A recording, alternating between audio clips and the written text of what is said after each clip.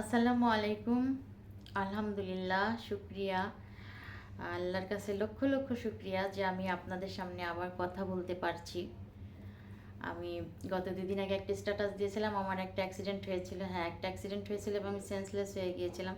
Senseless হতে হতে আমার এটা মনে হয়েছে, মানে আমার চোখের সামনে যখন একটা কালো পর্দার মতো নেমে গেল, তারপরে আমি আর কিছু বলতে পারবো না। আমি ভেবেছিলাম আমি হয়তো মারা যাচ্ছি কিংবা মারা গেছি, আমি এরকম একটা ভেবেছিলাম। তো যখন আমি ওই স্বাভাবিক হই, তখন আমার সত্যি এটাই মনে হয়েছে যে আমরা সবচেয়ে মানে ক্ষুদ্র প্রাণী এবং অবহেলিত কাকে মনে করি? পিঁপড়াকে। ও কামড়াক আর না কামড়াক, প্রয়োজনে অপ্রয়োজনে আমরা ওদের সঙ্গে দেখা হলে একটা ডলা দিয়ে দিই।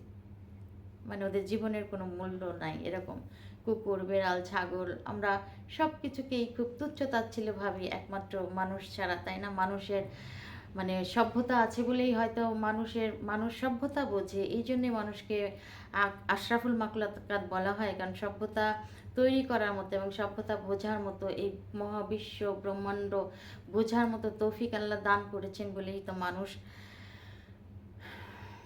আশরাফুল মাখলুকাত। কিন্তু জীবনের যে শেষ পরিণতি, ওইটা আসলে সবার জন্য সমান, সকল প্রাণীর জন্য সমান।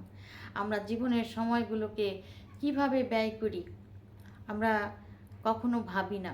আসলে জীবনের প্রত্যাশাগুলোকে সব সময় কমিয়ে রাখতে হবে এবং আমরা বলি না, মরণ কথাকে সবসময় স্মরণ করতে হবে। আমাদের কিন্তু মৃত্যুর কথা সবসময় স্মরণ করতে হবে, মৃত্যুর প্রতি একটা ভয় থাকতে হবে, কথা সত্যি। কিন্তু একটা হাদিস কিন্তু আছে, সবসময় মৃত্যুর কথা ভাবলে কিন্তু ব্রেনে স্মৃতিশক্তি কমে যায় এবং অসুস্থতা দেখা যায়। এর অর্থ হচ্ছে এরকম যে আপনি যদি সবসময় মৃত্যু ভয়ে থাকেন, সবসময় যদি মৃত্যুকে স্মরণ করতে থাকেন, তাহলে আপনি যে জীবনের সময়গুলি পার করছেন কিংবা কাটাচ্ছেন, এই সময়গুলি কিন্তু আপনি সুন্দর করে ভোগ করতে পারবেন না। আল্লাহর নিয়ামতগুলি সুন্দর করে ভোগ করতে পারবেন না এবং তার শুকরিয়া আদায়ও করতে পারবেন না। আসলে স্মরণ করতে বলা হয়েছে এই জন্যই যে আমরা যে জীবনের কাছে অনেক প্রত্যাশা করি, আমাদের অর্থ লাগবে, আমাদের এই সম্পত্তি লাগবে, আমাদের এইটা লাগবে, ওইটা লাগবে, এবং সম্পত্তির জন্য আমরা ভাইকে ভাই খুন করে ফেলি। সম্পত্তির জন্য আমরা অনেক সময় বাবা মাকেও ত্যাগ করে ফেলি। সম্পত্তি এত খারাপ জিনিস, অনেক সময় আমরা অর্থবিত্তের জন্য আমরা যার পর নাই অনাচার অবিচার করতেই থাকি, করেই চলি, খুন খারাপি সব কিছু।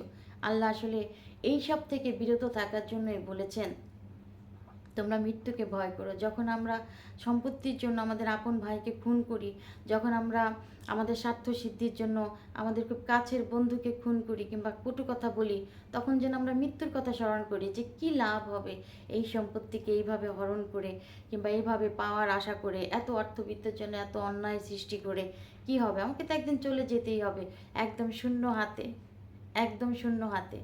তাই আমি মানে আমার যেটা মনে হয় যে আমাদের জীবনের চাহিদাগুলোকে কমিয়ে আসলে খুব সৎভাবে থাকা, একদম সঠিক পথে চলা, যেন আমাদের এমন কিছু না করা।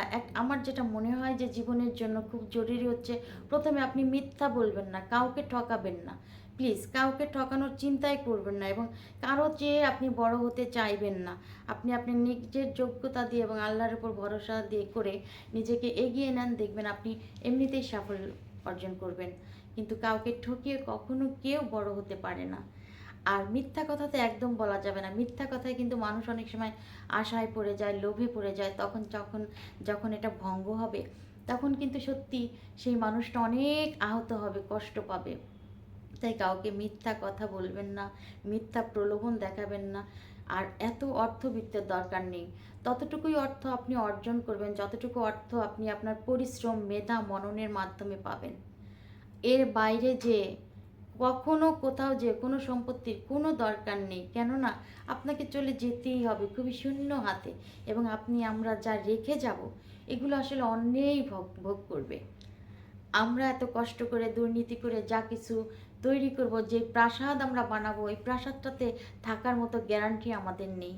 আমার আসলে এটাই বলার ছিল যে আমরা আমাদের জীবনের চাহিদাগুলোকে খুব সংক্ষিপ্ত করে ফেলি এবং আমাদের চাওয়া পাওয়াগুলোকে খুব সততার মধ্যে নিয়ে যাই, একদম নিট অ্যান্ড ক্লিন। আমরা যেন ঋণ, সুদ, ঘুষ এগুলো সত্যিই বর্জন করি।